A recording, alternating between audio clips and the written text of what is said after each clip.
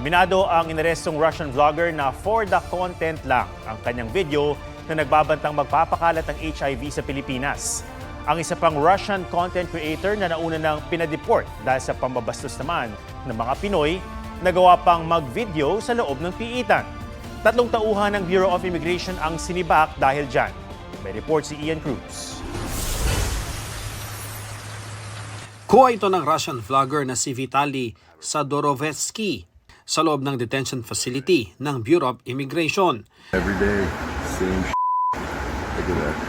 Tuna and rice. Sa kanyang social media, ipinasilip ni Vitaly ang buhay niya sa loob ng piitan matapos arestuhin noong April 2025 dahil sa panggugulo at pambabastos sa mga Pinoy para sa kanyang vlog.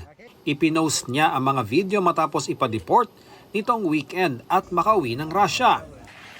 Just landed in Russia. It's minus 34 Celsius. I'm free, baby!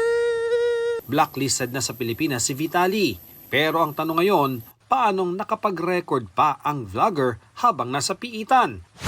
Sabi ng Malacanang, sinibak na sa pwesto ang ilang tauhan ng Bureau of Immigration dahil dito. 3 po natanggal ng immigration official because of that at marami po na-confiscate ng mga cellphones. Pero kung meron pa pong iba na maaaring masabi natin na nagkakaroon ng kakulangan, paiimbestigahan pa po ito at kailangan matanggal ang dapat na matanggal sa posisyon kung meron pang abuso.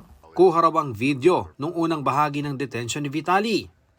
Sa condominium unit naman na ito sa Quezon City, natunto ng mga taga-immigration ang Russian vlogger na kinilalang si Nikita Shekov. Inaresto siya matapos magbanta sa isang video na magkakalat ng Human Immunodeficiency Virus o HIV sa buong Pilipinas. Let's spread HIV. Sinampahan na ng deportation case ng BI ang vlogger na isinailalim sa HIV test. Negative po siya sa HIV, negative po sa lahat ng STD. In other words, nagpapasikat lang, ginagamit ng mga Pilipino.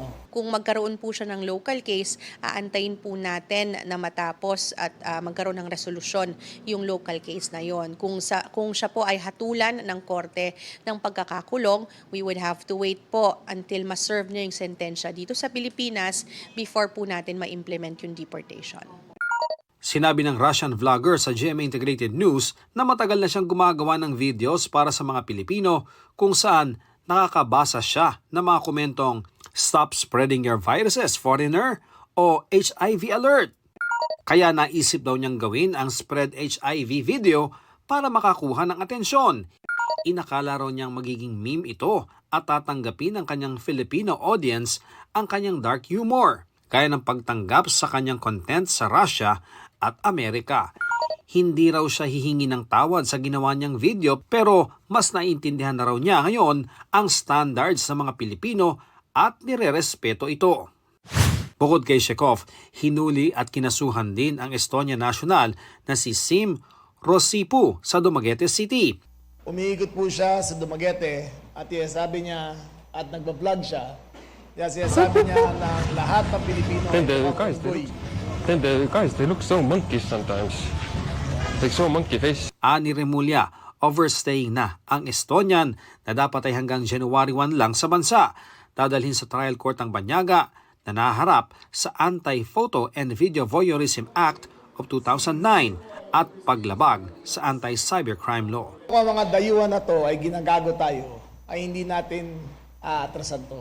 Bibigyan natin ng buong bigat ng batas para maramdaman nila na kung maganda ang Pilipinas sa pag-iikot, sila ay mas magagandahan pag nasa loob na ng preso. Ian Cruz nagbabalita para sa GMA Integrated News.